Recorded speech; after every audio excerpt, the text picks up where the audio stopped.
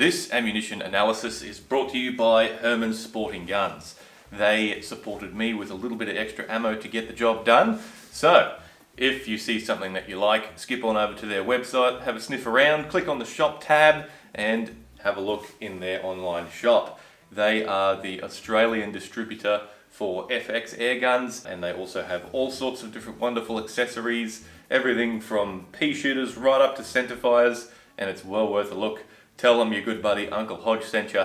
They have a new flashy looking website with a bunch of cool stuff on there. So have a look at the STX Superior Liner page too. Top tip, down the bottom they have a big table which tells you twist rates. I get that question a lot and I don't know the twist rates off by heart. So check it out, that's where you'll get your information from. So it's been a wonderful week. Everything that I hoped would arrive before the weekend arrived before the weekend. I got a little care package, 2 care packages from a couple of other Aussie YouTubers that do airgun related stuff. I will link their channels in the description. Got some stickers, got some little targets to shoot and a little bottle adapter. So go and check out Australian Airgunner and South Oz Hobby Hunter. Their channels will be linked in the description. Always a good watch. Thanks fellas. And from the other boys down there, I got me some FX Hybrid Slugs, a Superior Liner, which is very happy with that, and also from Optics Planet, got the old ATN ABL 1000 ballistic rangefinder for the X-Sight 4K. It's good, having a great time with it. So, happy days.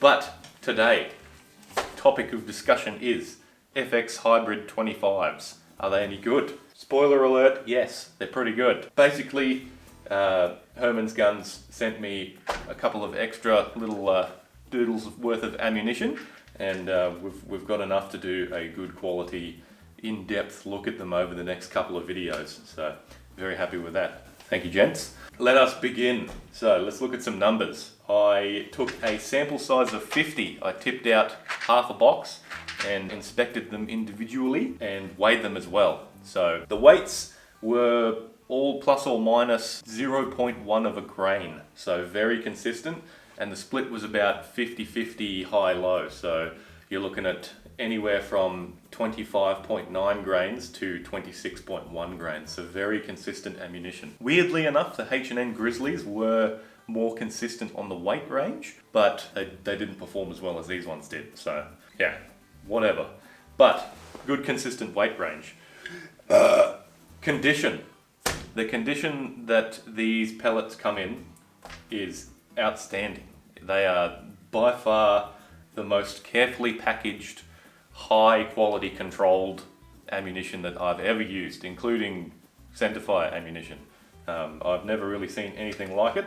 When you bust them out of the case, they are just in pristine condition. They're polished, they're shiny, they look fantastic, and I did not find one single pellet, one single slug with any notable damage on it at all. All of them are in like properly good condition. The only thing that I noticed with each one is within the hollow point itself, it's really more of a hollow projectile, just the way they're designed. I would assume it is kind of difficult to manufacture these. Either way, around the edge of the actual cavity, there is a little bit of imperfection on each one.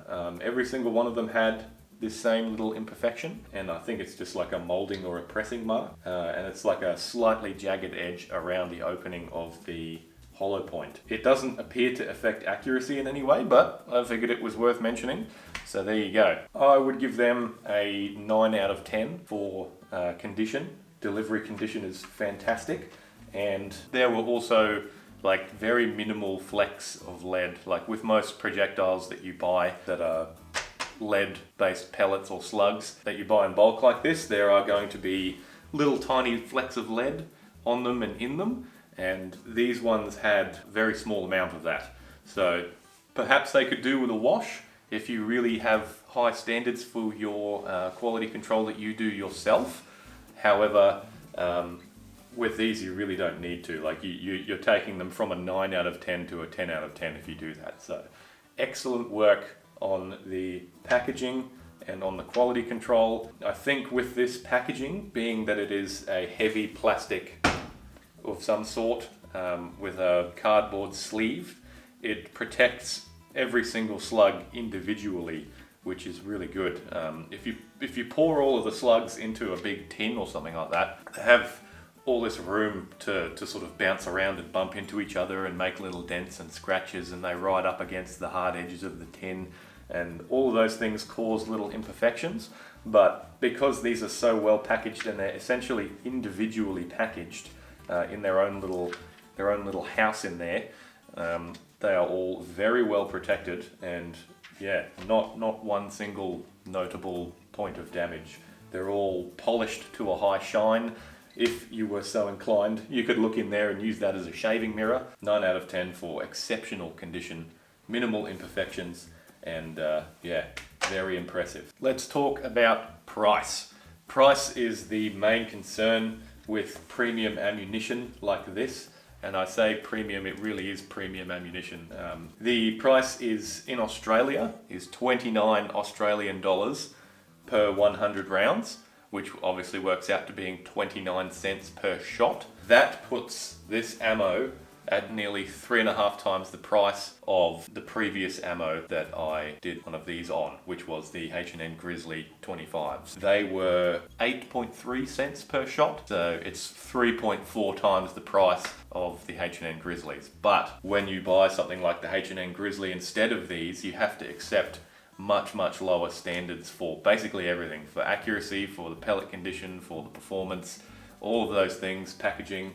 It all adds up to a different experience. So you're probably going to enjoy using these a lot more than you are going to enjoy using the Grizzlies. Not that the Grizzlies are a bad buy, but the FX hybrids are just a whole nother level above those ones. So it's two different things. Like, don't expect the same results from either one of them. So the stats, they are 0.250 inch diameter slugs. They have a 8.4 millimeter length, or 0.331 inches for your ballistics data. 26 grains, plus or minus 1 grain according to my scale. And they have a G1 ballistic coefficient of 0.090. This is obviously the most important thing about these FX slugs, is that they have a very high ballistic coefficient for an airgun projectile. With this G1 ballistic coefficient, not only is it better for bucking wind and retaining energy at longer range compared to a ballistic coefficient of something like 0.043, like your JSB King Heavy Mark IIs in the same caliber, which is quite a high ballistic coefficient for a pellet, but it's so far away from the minimum acceptable ballistic coefficient for most ballistic software that it causes problems. You kind of have to use a very powerful ballistic app like Strelok Pro instead of the built-in apps with scopes like the ATN, or even with your Kestrel. If you use a Kestrel wind meter with the ballistics internally in it, generally the weakest ballistic coefficient that you could possibly put in there is 0.1. And when you put a ballistic coefficient of less than that, it throws up an error and you can't use the right, not only is it the wrong type of ballistic coefficient, it's a G1 instead of a GA or whatever other type of BC input that you want to use, the window for error is bigger than that of which is acceptable. So being that these are 0.090, it's only 0.1 off being the minimum acceptable ballistic coefficient for pretty much all of the ballistic apps that you're going to want to use. So when I put this G1 0.1 into my ballistic apps, it works fine. Like you set it up and then you double check it with Strelok Pro, and your absolute drop is like less than half a centimeter off at pretty much all ranges. And it does get bigger as you go further out, but it is very acceptable. It's within within your sort of margin for human error. Like you wouldn't even notice that it's off ever so slightly. So these are probably the best ammo for you to use if you are using a ballistic app of any kind, realistically, especially if you plan to shoot lower speeds, because these perform surprisingly well at slow speeds as well, as I will elaborate on later on. It is a revolution to be able to just put them in, give it the data, and just use it and not have to worry about having such a ridiculously low BC and trying to use a ballistic app to tell you at different distances. It's just like, this is way better, way better. And that alone to me is worth the price upgrade. Not only are you getting exceptionally well produced projectiles that are in unbelievably good condition, they work well at high speed, they work well at low speed, and they just work with your ballistic app. It's so much better, so much better. So, tuning. I am running a Vladan plenum. This is a titanium external plenum. Total plenum volume with the factory 25cc plenum and this titanium external plenum is somewhere between 70 and 80 cubic centimeters of air. So it's quite a big plenum. It's bigger than what you would have as a power plenum, but that doesn't mean you wouldn't be able to, with a bit of tuning and finagling, get your power plenum impact to shoot the same as these ones. So big plenum and the FX superior liner in there. That's what I did with my hardware. So the superior liner that I have is the light one, or just, it's not branded as a light one, it's just branded as a superior, and then the heavy one is branded as a superior heavy. So this one, I believe, is the 1 in 24 inch twist. So it's quite a slow twist for shooting slugs, but it works really well for hybrids and pellets as well, which is good. It's probably better for someone like me than the heavy liner, which is better for longer and heavier slugs. So very happy with that so far. It proved itself to be quite good. So I cleaned it before I put it in the gun. Same way that I always clean a new liner, just to get all of the manufacturing gunk out of it. I pulled it through, I put some solvent in there, and then I pulled it through until my rags started coming back clean, and that didn't take long at all. It was much cleaner than my last liner, which was a Smooth Twist X liner, the old school slug liner A, which predated this particular superior liner generation. That one was pretty dirty. It took a while to clean that one out, but this one, it was like 2 or 3 pull throughs and it was Mickey Mouse. It was good. Then after that, I put 2 magazines of pellets through it, just to sort of season and run in the barrel. I didn't want to do that with slugs because I was going to run through my hammer wheel afterwards anyway over the Crony.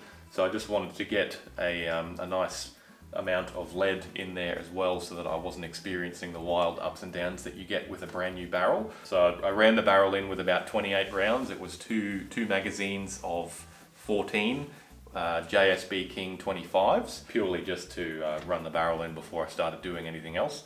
So it was seasoned. And then I went around the hammer wheel. My hammer wheel is bottomed out on minimum. So basically, as you adjust the hammer spring adjuster screw inside this little floating block, I have wound it all the way back so that if I wind it off anymore, it doesn't adjust anything. So we're sitting with minimum possible hammer spring tension. And then as I wind it up to max, it gives me enough, pretty much all the way up to 140 bar. It will open the reg right the way up on max power. After that, you can just sort of run through the hammer wheel. It's a pretty easy way of doing a tuning session. You don't have to think too much. There's not too much adjusting going on. It's just moving the wheel to find somewhere close to where you want to be, and then maybe a little tiny bit of fine tuning afterwards. But I went right the way around the wheel.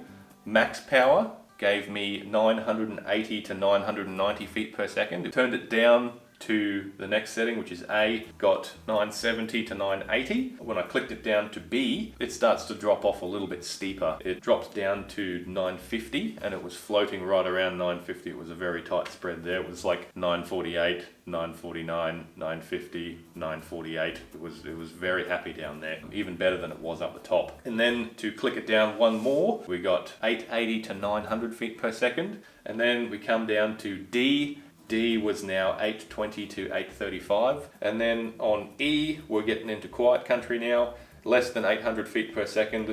E was 770 to 790, and then minimum was 770 to 780. So we've got a little bit of overlap of those two there. So it's sort of about as low as you would want to go for this particular regulator pressure. We're overlapping now, so that was good. I was happy with that because it made life pretty easy.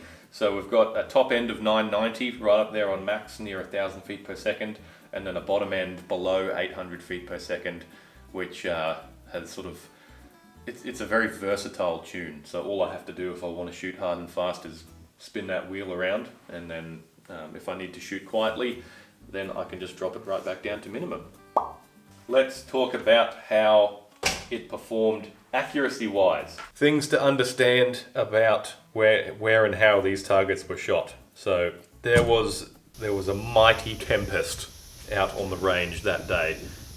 Yesterday it was very, very windy. It was like 15 to 20k an hour winds, and they were swirling. So there was no aiming off for the wind because you had no idea which direction the wind was going. You'd look halfway down the range and the grass would be leaning over one way, and then at the other end of the range the grass was just like swirling around. So it was very, very turbulent, but I think they handled it very well. Bipod on the front of the gun, rear bag at the back, no lead sled. You can put down most of the errors to me and my shooting because of the way it was and the wind. It wasn't really the projectiles itself, and even so, the groups are still pretty good. One thing I've noticed about slugs is the groups don't get better when you get closer for whatever reason, and when you get further away the groups don't tend to get much bigger at all. They sort of shoot pretty much this size at all ranges, which is really weird. This is what you can probably expect from your FX hybrids. First group was down here on max power. This was a 19mm group, nice and tight. 3 of them stacked right next to each other in a very small area of about 10mm, and then re-zeroed back up into the middle and put a group down at 50 meters. Furthest 2 apart shots in that group are 32mm apart, so just over an inch at 50 meters. I think that's probably what you could expect around that 1,000 feet per second mark. Maybe you'd get a little bit more if you had better conditions. But I think for my tune, being that those top 2, max power and A power, are sort of almost overlapping each other, I think there might have been too much hammer spring to, and it was probably making a little bit of muzzle turbulence, sort of blowing those groups out a little bit. Because as we skip on down to this A group here, so this was the next one down where I've just like nibbled the top end of that power off, and we are getting groups that are probably about 2 or 3 mil smaller than that other one. So we're looking at 29mm for 970 to 980 feet per second. Dropping down to B, we got a very nice tight group here, which was 17 to 18mm, and then I fired a second one because that one was so lovely I wanted to see it happen again, and I got a slightly bigger group. I'm pretty sure I dropped one of these rounds. You'll probably hear me swearing in the video. So I was like, damn it. And blew this one out to 30mm, bearing in mind that this is 50 meters in horrendous wind. We're looking pretty good all the way from max power down to B, which was 950 feet per second. Now, this is interesting for me because as we drop down to C and D, we're looking at probably some of the best groups of the day. And in the wind, C, we have a 14mm group at 880 to 900 feet per second, which is kind of slow for a slug to be shooting like that well, but that's a good thing. That means and have a look at this D group as well, which was 820 to 835. We are looking at 24mm. So very good groups, less than an inch at 50 meters in the wind at slow speeds. Something about the design of these slugs makes them much better at slower speeds. I think it might be this cutout in the base to make it sort of almost more pellet-like. Maybe that creates some sort of drag that stabilizes it better. I'm not 100% sure. They just work really, really well around sort of the high 8s, low 9s, which is really good because like I can shoot whatever I want as fast as I want with my impact. But for those of you who don't have many thousands of dollars to spend on a high-end air gun, you can get something like the Air Venturi Avenger or one of the lower-end FX air guns, or even, you know, it might even work well in your Benjamin Marauder, who knows? Because they work well at those low speeds, you don't need to buy a super expensive gun to get the most out of them, which is really good. That's exciting.